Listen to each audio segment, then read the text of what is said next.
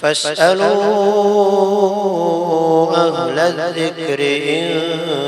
كنتم لا تعلمون۔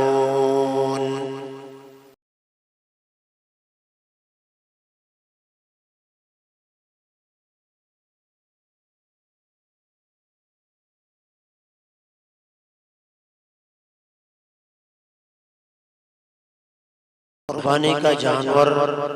گم ہو گیا، چوری ہو گیا یا مر گیا، اس صورت کے اندر کیا کیا جائے؟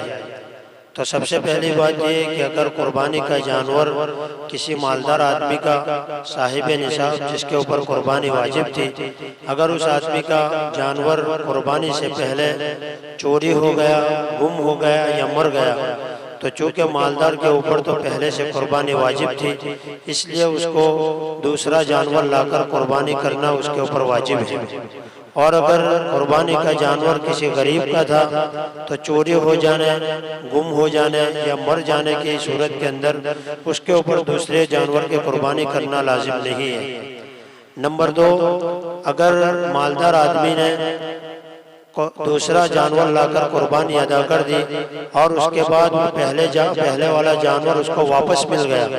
تو اب اس صورت میں کیا کیا جائے؟ تو اس کو تین چیزیں اس کے اختیار میں تین چیزیں ہیں، یا تو اس جانور کی نفل قربانی کر دے، یا تو اس جانور کو فروخت کر دے، یا اس جانور کو خود اپنے پاس رکھ کر اس کو پال لے۔ دوسری دو صورتوں کے اندر، دوسری اور تیسری صورت کے اندر مالدار آدمی کے اوپر یہ دیکھا جائے گا کہ اگر دوسرا جانور پہلے جانور کی قیمت سے کم قیمت کا ہے تو پہلے جانور کے اندر جتنی قیمت زیادہ تھی اس قیمت کو اور اس اتنی کی زیادہ قیمت کو جو ہے اس کے اوپر صدقہ کرنا لازم ہوگا۔ اور اگر غریب آدمی کو ایام قربانی کے اندر وہ جانور واپس مل جاتا ہے، قربانی کے دن ابھی باقی ہیں اور اسی کے اندر اس کو واپس مل گیا، تو اس صورت کے اندر تو اس کے اوپر اس جانور کی قربانی کرنا ہی لازم ہے۔ اور اگر ایام قربانی ختم ہو جانے کے بعد غریب آدمی کو اس کا چوری ہو گیا یا گم ہوا جانور اس کو واپس ملتا ہے، تو اس کے اوپر جو ہے اس جانور کو صدقہ کرنا لازم اور واجب ہے، وہ خود استعمال اس کو نہیں کر سکتا ہے۔